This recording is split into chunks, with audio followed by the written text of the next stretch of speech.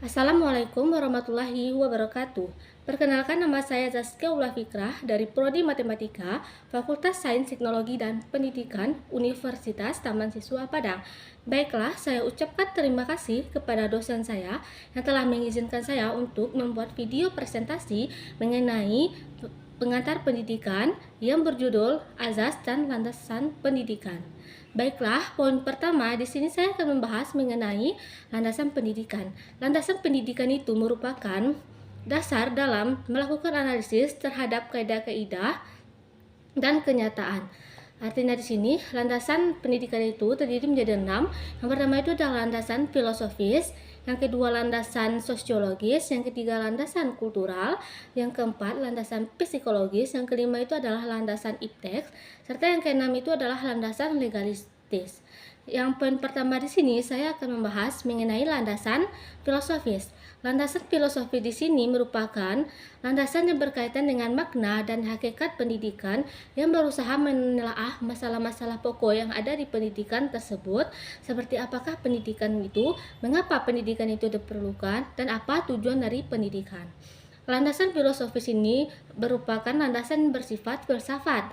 Landasan bersifat filsafat di sini artinya di sini adalah menelaah sesuatu itu secara menyeluruh, secara radikal, dan secara konseptual dengan berdasarkan religi dan etika. Terutama sekali dengan ilmu pengetahuan yang mengandalkan penalaran terhadap sesuatu ataupun terhadap pendidikan. Dengan adanya berpikir bebas sejauh-jauhnya terhadap sesuatu atau terhadap pendidikan tersebut, maka diharapkan muncullah sesuatu yang dapat dijadikan sebagai landasan dalam mengambil kebijakan serta dalam mengambil pertimbangan di dalam praktik pendidikan. Di dalam pendidikan dan filsafat ini memiliki hubungan yang sangat erat. Artinya di sini, filsafat di sini merupakan merumuskan citra manusia dan masyarakat, sedangkan pendidikan di sini berusaha merumuskan citra dari masyarakat tersebut. Di selanjutnya, dalam rumusan tentang harkat dan martabat manusia di sini di Indonesia ini maka dilandasi oleh landasan filosofis di berbagai oleh bangsa Indonesia, yaitu Pancasila. Artinya di sini bahwa landasan filosofis ini ada dalam segala Pancasila di sini merupakan landasan filosofis dalam segala praktik dan perkembangan pendidikan. Baiklah, yang kedua di sini saya akan membahas mengenai landasan sosiologis. Landasan sosiologis ini, pendidikan ini merupakan peristiwa sosial yang berlangsung dengan adanya latar interaksi sosial. Artinya di sini, mengapa demikian itu karena pendidikan itu tidak dapat dilepaskan dari upaya dan proses saling pengaruh mempengaruhi antar individu yang terlibat di dalamnya. Landasan sosiologis ini merupakan landasan untuk bertumpu dalam menentukan, mengarahkan, serta mengembangkan kebijakan serta praktik pendidikan. Ada 4 kajian sosiologis, 4 bidang kajian sosiologis.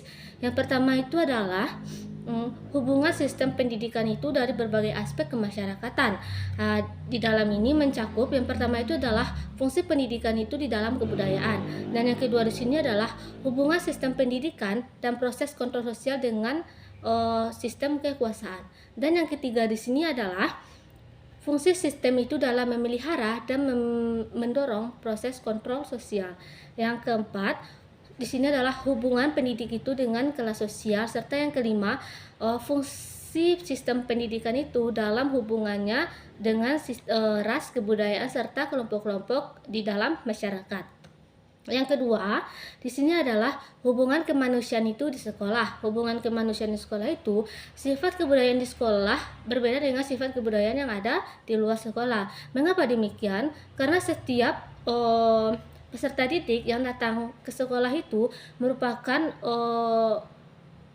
individu yang berbeda latar atau berbeda sosial, budaya, latar belakangnya yang berbeda-beda. Selanjutnya yang ketiga itu adalah Yang ketiga di sini adalah pengaruh sekolah itu terhadap anggotanya. Pengaruh sekolah terhadap anggotanya di sini, perilaku sekolah itu mencakup yang pertama itu adalah peranan sosial guru. Bagaimana peranan sosial guru? Peranan sosial guru di sini adalah untuk mengajar, untuk membimbing ke peserta didiknya. Dan yang kedua di sini adalah bagaimana sifat kepribadian guru. Sifat kepribadian guru di sini harus memiliki sifat kepribadian yang profesional, harus memiliki sifat kepribadian yang baik, yang bisa menghargai serta memiliki sikap tanggung jawab dan percaya diri yang tinggi. Serta yang ketiga di sini adalah pengaruh kepribadian guru itu terhadap perilaku peserta didik. Artinya di sini sebagai seseorang guru kita harus bisa memberikan contoh yang baik sehingga itu akan menjadi tontonan atau akan menjadi tiruan yang akan ditiru oleh peserta didik.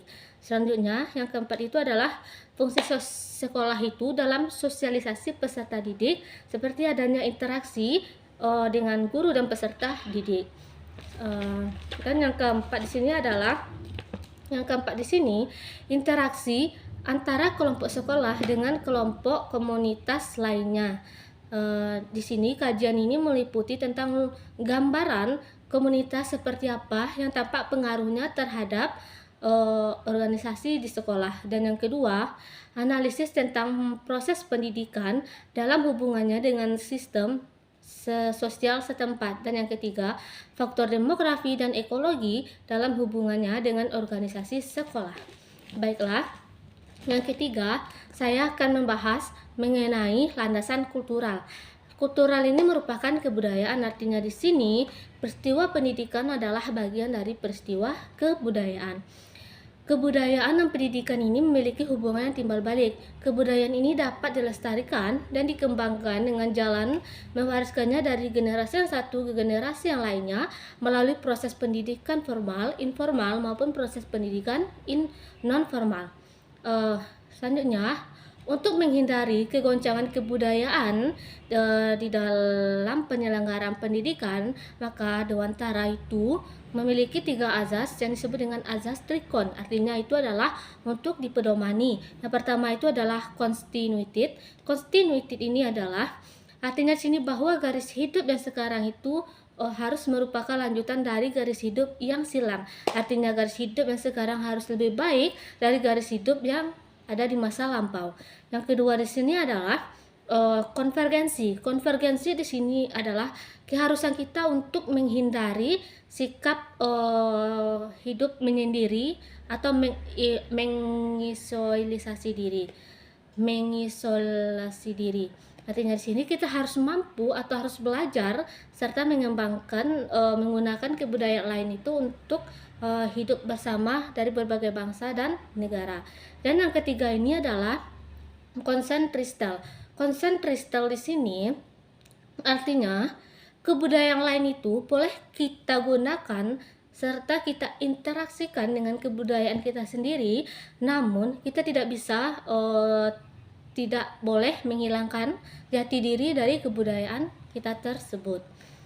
Selanjutnya itu pengembangan pendidikan dalam kebudayaan nasional ini difokuskan kepada yang pertama itu adalah melestarikan dan mengembangkan nilai luhur budaya bangsa, dan yang kedua itu adalah mengembangkan nilai-nilai luhur budaya serta pranata sosial dalam menunjang pembangunan nasional, dan yang ketiga ini adalah menguncang kegairahan masyarakat itu untuk mengembangkan kreativitasnya ke arah pembaharuan dalam usaha pendidikan yang tanpa mengabaikan kepribadian bangsa.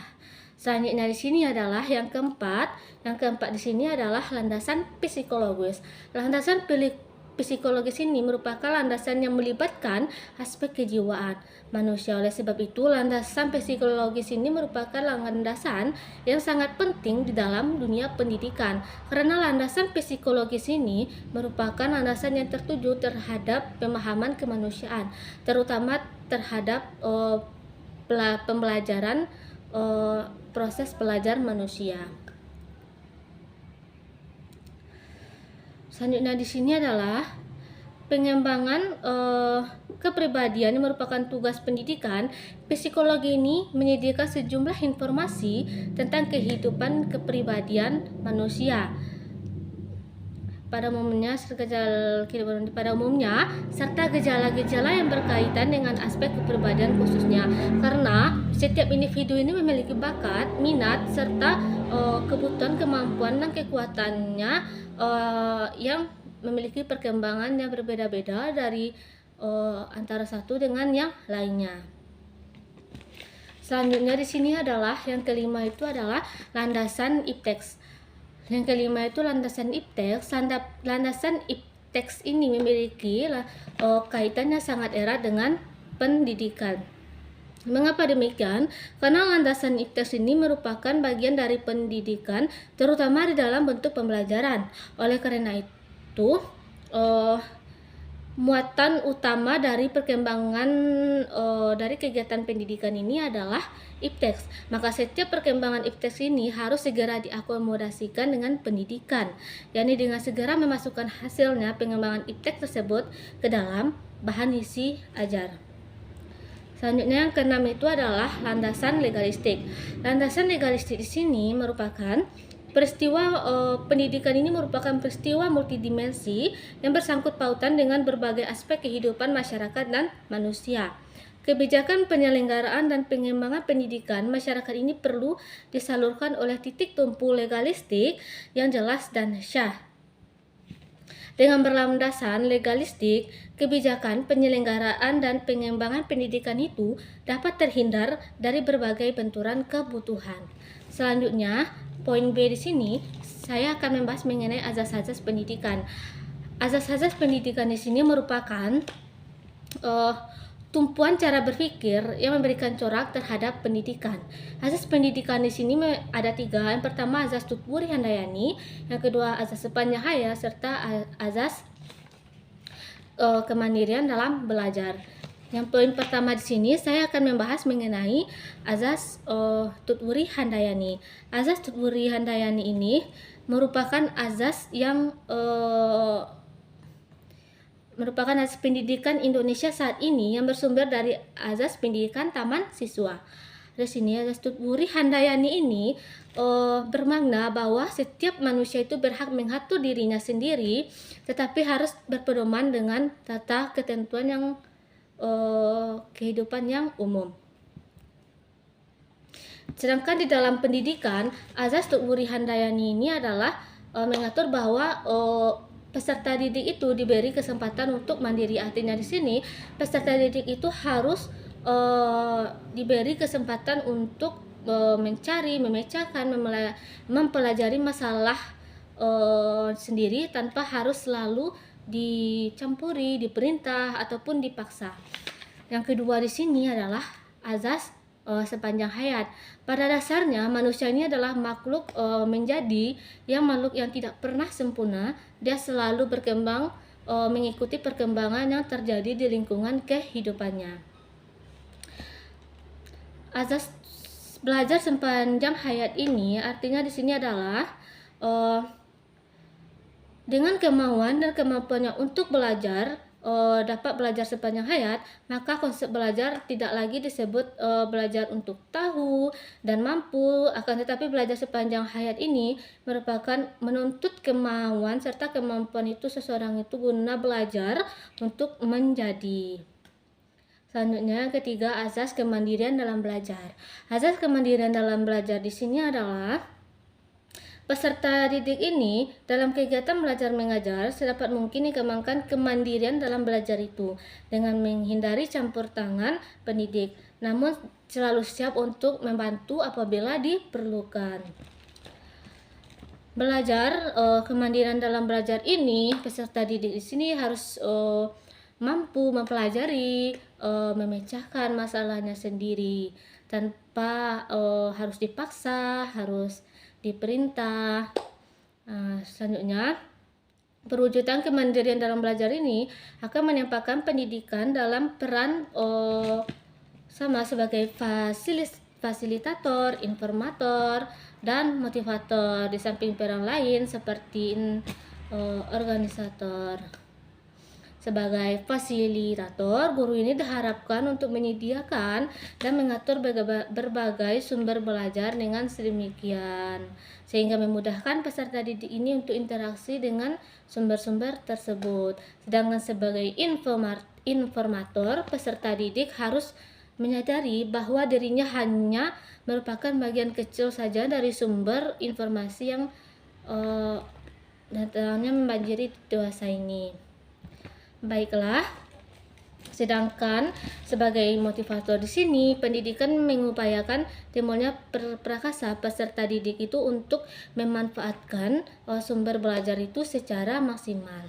Baiklah, itulah presentasi saya mengenai pembelajaran azas dan landasan pendidikan. Jika saya ada kesalahan, mohon dimaafkan. Assalamualaikum warahmatullahi wabarakatuh.